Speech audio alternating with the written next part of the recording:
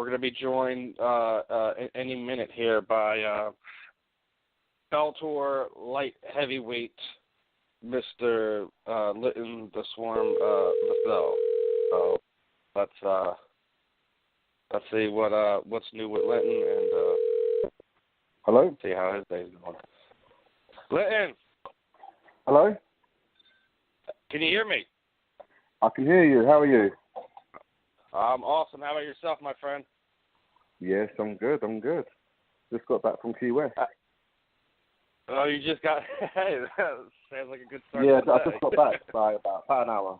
Oh, you just got back, so you enjoyed some time overseas then, right? I did. Well, I live in Florida, so I was just. I mean, I know away. you live in Florida, but I'm saying, anyone who's spent more than 2 minutes knows that's not where your origins lies. So how'd you wind up? What'd you wind up doing after the fight, man?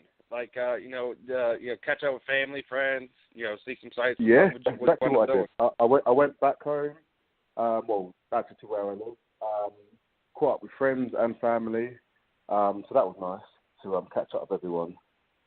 It's been a long time. Yeah, it's hard when you're running around to be able to catch up with everyone you ain't seen in a while, or exactly. even and I didn't. Sometimes even the closer ones have the harder time catching up with you because you're running around. Yeah, that and the third. There was a lot of people I didn't actually get to see. People really underestimate the hard part of being a fighter is keeping those friendships and relationships intact over time. I know, man. People get upset like, oh, I seen you hanging out with so and so. What's up, man? You can't call me. You can't make plans. What's going on, Linton? If it was as simple as that, then what I did do was I told a few of the boys, like, we're going to meet Thursday. I leave tomorrow. We're going to go for some food and casino. If you can make it, come. So that was the best thing I had to do, was meet a lot of the boys at once, because I didn't have enough time to see everyone, singly. I was there for a week after my fight. I had to see my grandparents also as well. So. And speaking of the fight itself, I mean, it can't get no sweeter than that, right? Like literally almost a year to the date, you were on social media calling for that fight, asking for that fight. Obviously, you were hoping it was going to be a title fight. He winds up losing the belt. Things kind of wind up working out in a weird way. You guys both get the fight there in London. Couldn't ask for a better written story, and then even how the fight plays out. You wind up getting that third round submission, and Liam's no slouch on the ground either. So I mean that's a nice little feather in your cap there. I mean, in your head, really, I feel like could you have written that any better? Like if you no, that was perfect. That's perfect. Really, I feel like I'm a champion twice over. But yeah, I couldn't write it any better. I knew I could, I could finish him. It was just a matter of time. The way I train, exactly the way I've been training recently, over the last probably year, with Neil Melanson, I feel like my game has just jumped from what it was previously, and I'm finding submissions where if you watch the video back, the commentators don't even know, they ain't even paying attention to the fight. They're too busy talking about Phil Davis and whatever. And they're like, oh, Tungsten, oh, he's tapped. So a lot of people were asking me how come I didn't go all the way over, and, but it's just, there's different ways in set up different stuff. Well, sometimes it's all about, like, when it comes to that arm triangle, sometimes you don't have to get out of the top position to get it. If you get that right pressure obviously on it, that's all you demonstrated, need. So, yeah. I mean, it's not like you did something that was totally unheard of. It's been done that way before. It's just it's not an easy feat to do. You have to have your shoulder in that right position and get the right pressure down on it to get him to tap from it. And you got it done, bro. Me and Neil have been drilling that. Like, he likes to drill loads, and obviously it works. Drilling. You can't always go live, and it just worked perfectly. It was like, don't like squeeze, just flex. So I just took my time. I felt like it was set up tight, and all I did was flex, and the submission came. So I was more than happy to actually, been working on something so for so long for it to actually come out and actually do it. So yeah, it was spot on. Like I said, man, it's don't think you could have written it any better. I mean, it's just one of those things that everything kind of lines up, get your ducks in a row. Now I got to ask, are you gonna go come up the East Coast and check out the 180 event to see who could possibly be your next victim? Yes, damn right, and I like that word, victim, as well.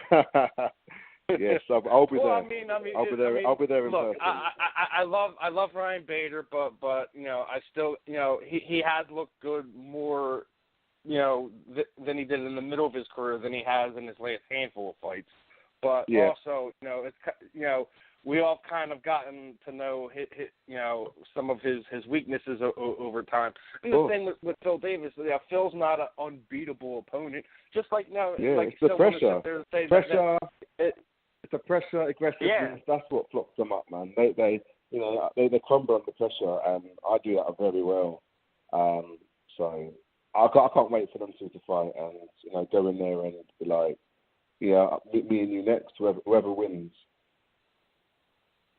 I mean, if I would have to be painted to the wall, I would probably say Phil would probably be the guy that comes out on top of it.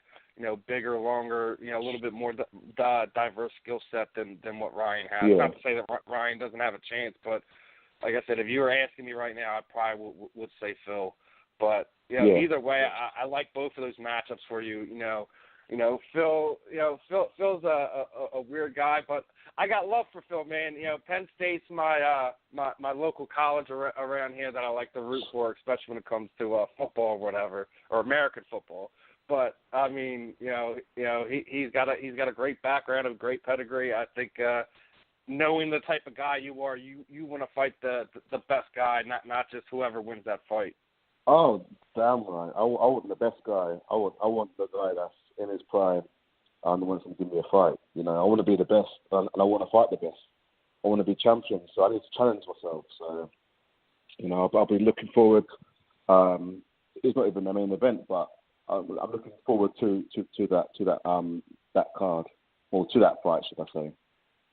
Now you just mentioned the card too. Is it like outside of your obvious personal sight set on that light heavyweight matchup? I mean, is there any other fights on that card that has kind of really piqued your interest as it's starting to kind of come together? Oh yes, damn right. To be honest, a lot of them. I'm really looking forward to Chandler's fight. He's looking dangerous. And we had Brett on here a few weeks ago, and we had Mike on, I think right before they announced the fight. Both guys are seemingly confident, and Brett feels that he can drag Mike into that war and possibly make him make a mistake in the heat of the battle and kind of shock a few people. I mean, then you go and look at that welterweight title fight. That's going to be bananas too. Yeah, Both of those guys bring fire. That's going to be nuts. Yeah, that's going to be Lima and that'll probably be fight of the night. What's that? I see the fight being fight of the night because Lima is, he's amazing, and so is Larkin. So yeah, that's going to be a real good and entertaining fight. That will. Now, I mean, then you look even more. I mean, not just the title fight. You have two interesting matchups just in general. You have the Mitrione and Fedor fight, and then you also have you also got the bad blood there with Chael and Vanderlei. I know. That'd be interesting to see Chael and Vanderlei. Vanderlei hasn't fought in a very long time, so it'll be interesting to see what Vanderlei shows up. Will he be that explosive, chin up and just throwing bombs, Vanderlei? But here's the thing: he's never changed his style over his entire career. He hasn't fought in so long, that ring rust. Yeah, I mean, we don't know what to expect, and then we've seen Sonnen with the with the Ortiz fight. Know that he's probably going to be, if it hits the ground, he's probably going to be looking to work submissions on Wanderlei. And that's not to say Wanderlei's a slouch off his back. He's got jiu-jitsu credentials as well. He's just one of these guys who just uses it in reverse. He uses it to get back to the feet, to kind of throw punches. So it's going to be interesting to see how it plays out. And then when it comes to Mitrione and Fedor, just what does Fedor have left? Obviously, I think probably that fight is easily a one punch because both of them guys have got some heavy hands. People also forget that Mitrione knocked out Derek Lewis, and Derek Lewis is over in the UFC right now, arguably maybe 2 away from a title fight. So he's about to fight. Either guy, I've got heavy hands. So that's going to be very very good fight. And so Mitrione's one of my friends. Training partner, so I'm rooting for him to win. The card. And it's not to say that he's out of this fight. Like, I think people kind of get wrapped up into the myth that is Fedor. Fedor was very, very, very dominant back in the day, but also people got to remember that when he came over here to the States and was put up against legit, real good competition. He did good at first, but then once he got up there, he started to stumble a little bit. Maybe it was just timing, wasn't healthy, his head wasn't really in it, his heart wasn't really in it, whatever. He took some time off. He came back. He says he still has some more to give to the sport. I wouldn't be surprised to go in either way, but I know one thing. I don't think one punch is going to take out Matt Mitrione. He's too tough for that. Yeah, not saying Matt Sherman get knocked out by one punch. It's one of those fights that one punch can just change the whole fight from either guy, not just on Mitrione. I got both got heavy hands. I got. Yeah. Now I want to get your opinion on something because obviously you were there that night. What do you make of Paul Daly anymore? I mean, he looks like had a rough night against Rory. Goes in the crowd, starts all this nonsense with MVP. In my opinion, I don't think that fight should be next in any ways. I know it's something he's lobbying for. That it would be another good fight to put there next time Bellator goes back to the UK in London. But I mean, just stylistically, and what makes sense. I just don't really see what anyone gets out of putting Paul Daly in there against an undefeated guy who, is probably, you get him a couple of decent names and he's able to become victorious, that he could start making an argument for his own title push. So, I mean, what do you make of the whole situation? You think Paul's just trying to catch lightning in a bottle and keep it as long as he can, or well, they've obviously got previous beef from the last press conference before they actually announced. Well, when they actually announced the London card, there was some beef there anyway. Obviously, they don't like each other.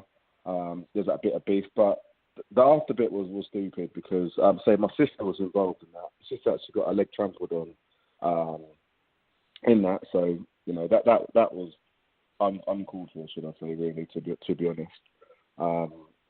Should have just gone back to the changing room, but it is what it is. But yeah, I think it was stupid to go back into the crowd and do what happened. I mean, it's one of the things. It's something I think this sport has worked hard to kind of get away from. Is that that the tough guy mob underground mentality, where anything and anything can happen, both in the cage and in the ring. This sport has come so far to get away from that, and a lot of people were upset about it. There were some people who were laughing and chuckling about it. I'm just at this point where, I mean, I don't know if it's just coming to me with old age. I mean, I'm from Philadelphia, so we've seen all kinds of crazy stuff. Hell, I was at a local event Friday, and freaking melee broke out in the crowd for whatever reason. Yeah. I mean, it's just some of the things that you just kind of want to separate away from the sport, like especially when we're talking about these larger promotions, Bellator, UFC, whatever. It's just, that a lot of people have spent a lot of time. It doesn't need to happen.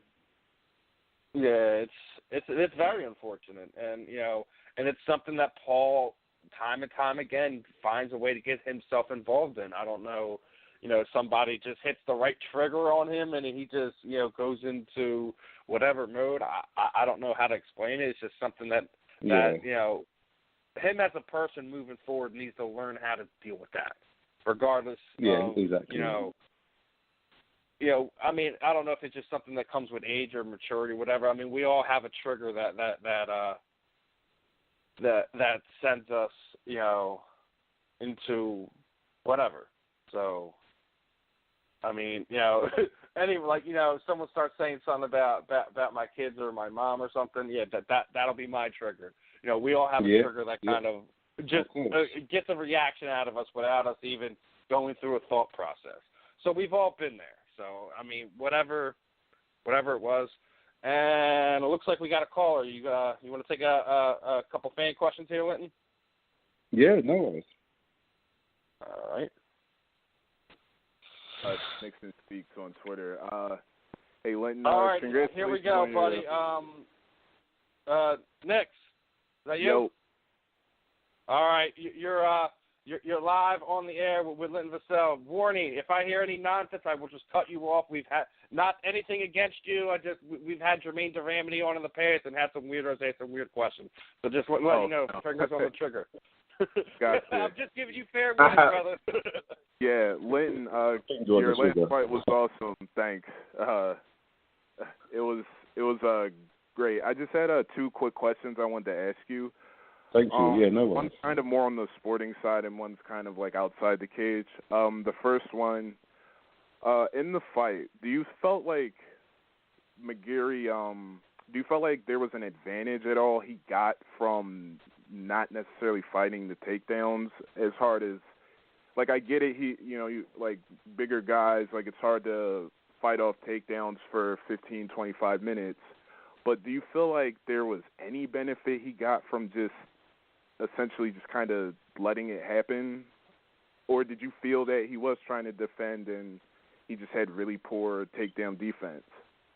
To be honest, I just think I was quick off the mark in taking him down. But he likes to work off his back, so it's a 50-50. So he might have been happy to take him down, and obviously he's probably trying to expect to set up a few submissions off his back. But yeah, to be honest, actually, I just think my actual takedowns were good enough so I didn't realise, and I took him down. That's great. And the other question was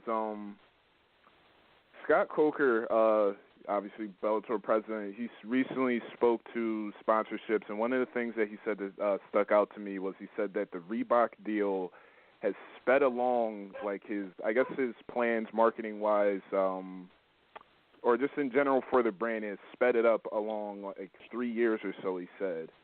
Can you speak to how maybe the Reebok deals helped you in any way, being as you're a Bellator fighter? Like, have you noticed how you see some of the UFC guys that are complaining a lot, they're taking a big sponsorship hit? Is that helping you? Are the sponsors that you had now, are they willing to step up to the plate more? Like, what is the state of sponsorship like outside the UFC? Personally, for me, it's great because I'm getting sponsorships left, right, and centre. I can't complain on that front. And also, people coming over, that's great for business. It's getting Bellator more noticed, put on the map, and also more fighters are coming over. And so now we've got Ryan Bader just joined. Roy Nelson has just signed as well. So it seems, obviously, this Reebok deal is messing a lot of people's wages up, and a lot of people aren't happy. So I can see a lot more people coming over. Once their contract's done, I can see more and more people just coming over. Everyone loves this business, but everyone wants to get paid. Why should you get paid less than someone else for the company you're working for? So you'll see a lot more people coming over and a lot more matchups getting made. So I'm really happy and I'm benefiting from it. Sounds good. All right, thanks a lot, guys. No worries. Thanks for calling in. All right, Nick, you have a good one. Thanks for calling in, brother. You. All right. Now, I want to touch on something he brought on. Like, I think, like, one of the things, it's great. It's not just great for business as far as Bellator is concerned, but everyone in general. When people are allowed to kind of explore their options, I think it's one of these things where I think in MMA there shouldn't be any kind of long-term contracts. I agree. I agree. I mean, the UFC's got to do whatever they got to do to protect their fighters, but to just, offer them something that no one else is offering them.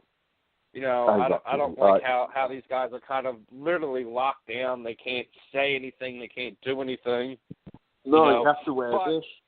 And the thing that gets me about the uniform thing is that they can sit there and turn around and put other products on the uniform. We've seen that when they've had fights over in the UK where they have a sponsor on their shorts, and then we've seen Monster is one of the UFC sponsors, and they find a way onto the fight kit. Yeah, so it's kind of like basically, if I'm a fighter, I'm like that's a big middle finger. Like, hey guys, you can't do it, but we can. There's a big middle finger for you. There you go. Yes, exactly. I mean, that's basically how I look at it. I haven't asked anybody about it, but I've seen fighters and talked to fighters in private who basically said, they send me a package, I throw it in the trash. He's like, I don't want nothing to do with that. And then people were like, oh, I wonder why I don't see any so-and-so fight kit walking around. Well, that's because the fans know that the fighters are getting royally hosed, and unless they're like really, really, really, truly a die-hard like that, and they want to walk around with their favorite fighter's name on their back, then they'll do that. But this is nowhere like the NFL, the NBA, the NHL, or anything like that yet. No. It's not that type of uniform yet. I don't think I've seen anyone with the tops. I don't think I've seen anyone. I've walked around the city a lot over the last few years. I haven't seen not a single Eddie Alvarez, not a single Paul Felder, even the guys that are over in Jersey. When I happen to go, you don't see Frankie Edson Barbosa, anything like that. It's just nuts, man. No, I agree. And I think the biggest thing is like your company just sold for $4 million or so, and the fighters are still getting a crap split. But then when you go look at the NBA, it's basically 50-50. When you look at the NHL, it's like 60-40. Where most of the time granted, it's a different structure where you have a whole team of players going to a owner. Yeah. Well, why don't you just work the singularity part of it and just take out the whole group team thing, the team play team thing? Take that out. Why can't you use that setup for MMA? And that's usually where you hear everyone where you hear the collective crickets go, because they're like, well, it's always been like that. Well, why has it always been like that? Because no one's ever challenged them. And I say this time and time again when it comes to this, and then we're going to move on from this, is that the only way something will change in that aspect of it is when you get somebody like a Conor McGregor, and he basically like, well, this is why I'm leaving, and here's a big F you to you guys. You've been screwing over all your fighters. I'm your golden boy. I'm going to go and stand with the rest of the fighters. Take care of them, because I'm not taking care of them. It's your job to take care of them. Where you have, and the sport still has a lot to grow in certain aspects of it. Like, I feel that you guys should have some type of health coverage, just, regardless. Not having to worry about it, after a fight, you got a fractured orbital and a broken hand, not worried about how much of that is coming out of your fight pay. Exactly. And we should get, like, a wage.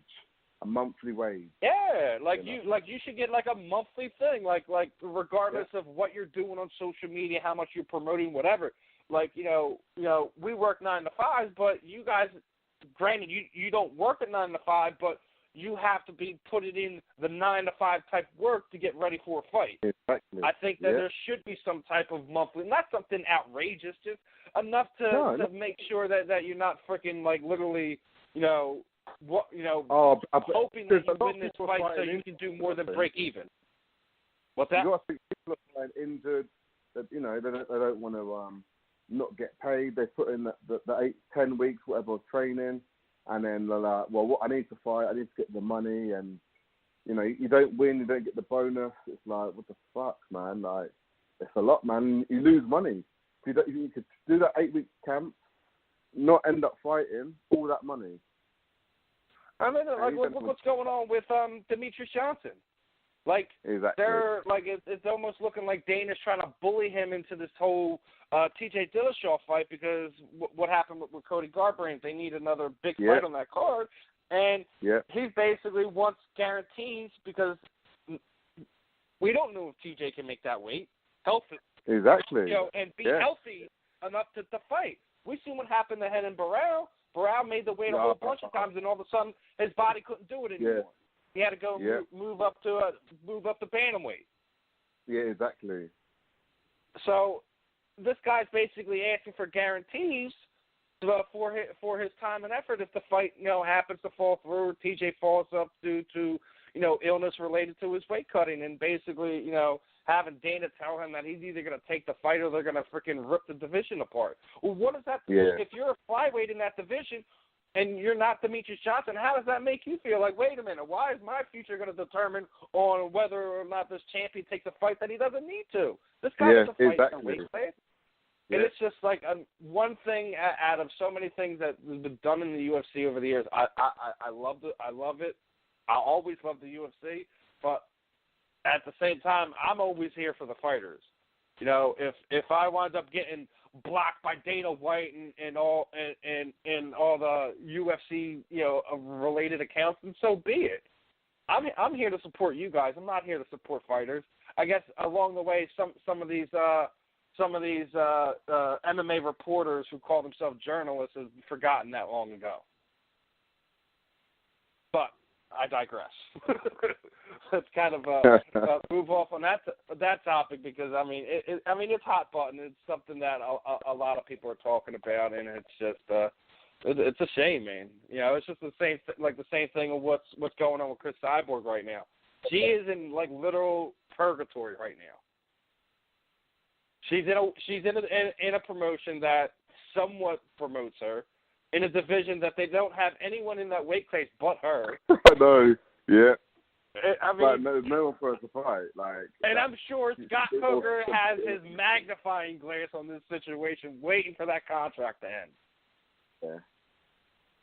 I mean, because you already have the women's featherweight division over there in Bellator. Yeah. You guys pick up Chris Cyborg. That immediately gives you more star power there. Yeah, it's a matter of time, and it's going to happen. Before you know it, we'll see it in probably about 2 or 3 months' time. Cyborg signs with Bellator. Her contract, I think, by time-wise, is up in October. I think she still has 2 fights on it.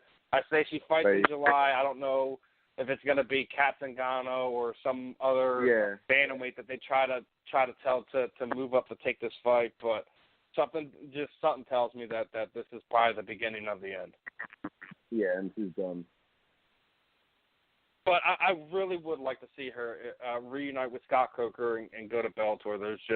There's more opportunities for her there, and at least on paper, and what we see with our own eyes, it looks like that they're more invested in developing that division. So, they just signed Amber Leibrock.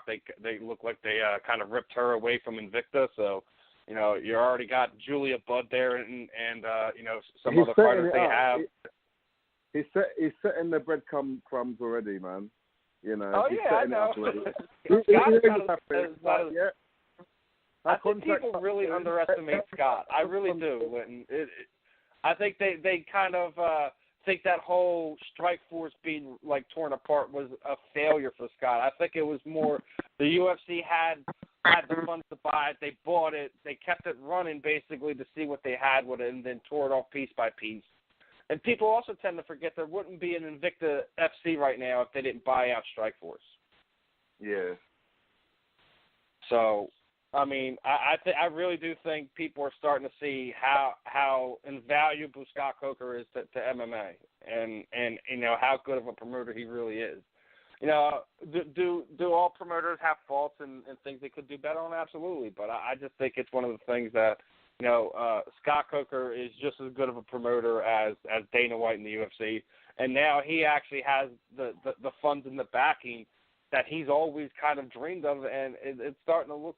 I know people want to talk crap on him signing some of these older fighters, these kind of aging stars, but what's wrong with giving these guys fights if they still want to compete and they're medically fit to, and they have, you know, the following to do so. And I think it brings more eyes.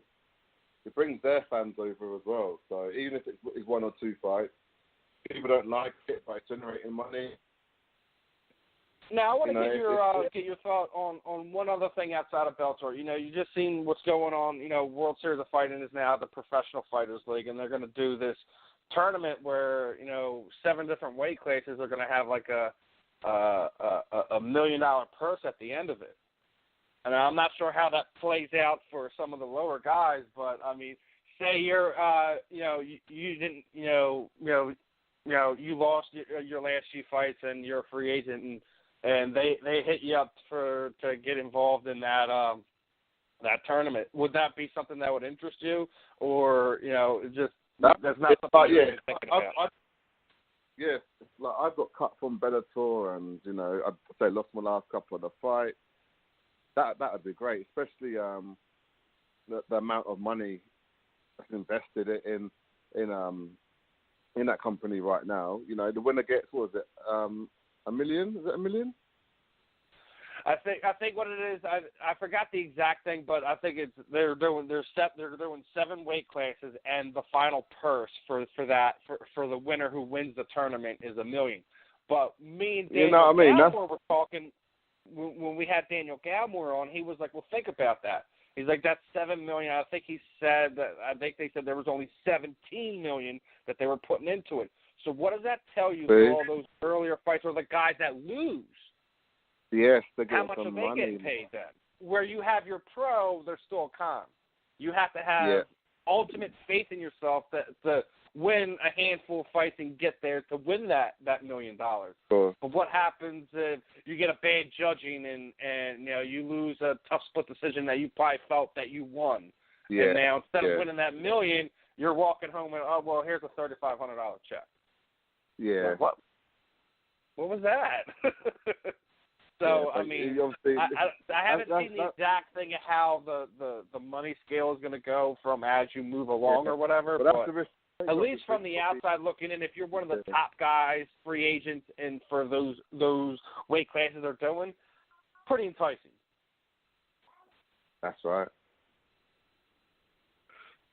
But it's just another one of these things, man. Now, as we're getting ready to kind of close things out, Linton, I mean, I really got to appreciate your time this evening. I know you just got home and you know, getting reacclimated to things and whatnot.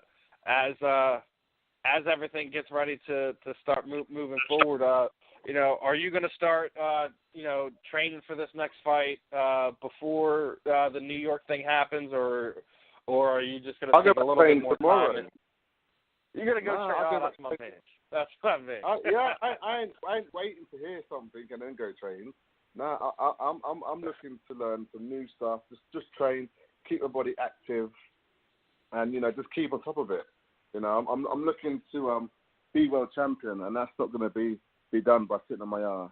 Well, now, obviously, with not having to work on anything specific, Linton, you know, what's one thing that if you're, you know, obviously you're not getting ready for a fight, but what's the one thing that you want to kind of get better at, or you feel that you need to work on more? Tomorrow is sparring, so you know, I'm going straight back in there, man. So yeah, well, I need to work on everything. I don't think I'm a complete fighter right now at all.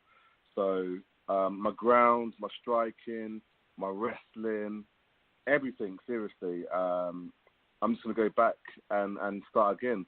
Speak to my coaches and just keep working. You know, wrestling's on Wednesday, so I'll be there as well. Also, Thursday is going to be MMA drills. So I'm just going to keep working. And just keep marching forward. Yeah, keep marching forward. In a world where you have executives say be more like Conor McGregor, I want to see more guys be like Linton Vassell. As much as people love the mouthiness that Mr. McGregor has, and that's all fine and well. I still think people are tend to forgetting that the good old boys have been here quite some time. The quiet silent killers are just as exciting to watch and do this thing. And I got to ask you, is mental warfare, has it ever even been a part of your game plan going into fights, or is just, the fight goes how the fight goes? Nah, that's it. I just go into the fight as myself. I'm pretty chilled back, laid back. People chat shit, whatever. It's one of those things, isn't it? But to be honest, I haven't had that. But, that's not going to change the way I fight. But yeah, I just go in there to kill. A lot of people say I'm a gentle giant outside the cage, but as soon as I get in there, it's different. Friend or not, I'll go in there to win. Like I said, I see that all the time. Amateur fight that was here in Philly over the weekend. Both of these guys had trained together. They're friends. Actually, the funny part is, the two guys that were in the cage, one of the guys that was cornering the guy that won the fight had just fought the other guy. So, I mean, it was just so people really don't realize how close a lot of people are in the sport, regardless if they wind up stepping in the cage against one another. For at least 5 to 15 to 25 minutes, you can put that aside and just test yourself, man. If you don't test yourself, you're going to wind up being looked at as a lot of people look at Floyd Mayweather. A lot of people say that he's never really been, he's the greatest. But I don't. If I'm a fighter, I don't want to hear he was the greatest. But I just want to hear he's the greatest. Yeah, I hear you, man. And you don't want to be like, I'm not going to fight him. I'm not going to fight him either. Well, you can have no friends. Everyone's your friend. You have friends. It's almost like we're looking at the Bisping situation where he's getting able to pick and choose who he fights for whatever reason. We were best buds back in freaking elementary school. I'm not going to fight him. I'm like, oh, gosh. You're like, nah. That'll be funny. Punch your friends in at training. What's the difference? At training, you're punching your friends. There should be a difference, man. I really think unless you guys are in the same gym, then the only reason you guys should fight should be for a title. Yeah, of course. If you train together, then I totally agree with that. But we're also seeing situations like what happened over at ATT. You're hearing claims that Robbie left because there was a coach kind of tipping off. What happened? Robbie's with us now at Combat Club. Hey, he's gone. He's not in that gym at all anymore. No, he's with us at Combat. He's coming back, you said? He trains with me at Combat Club. Oh, he trains with you at Combat. Okay. Yeah, he came over to us. Well, I think that speaks volumes for itself, doesn't it? Yeah, it definitely does. I mean, you can't fight your teammate. Everything be okay when the next day it's like, nah, you know what I mean? You're training to beat your friend, like that. Your training partner, your good friends, like pretty much all my training partners, my whole team. I'm real good friends with them. I don't really we punch them up in a real fight. I'll say this, man. It's crazy what money does to people, right? Yeah. But just be ready to sit there and say you're my friend, and then basically stomp on and step over you to get an opportunity is just, wow.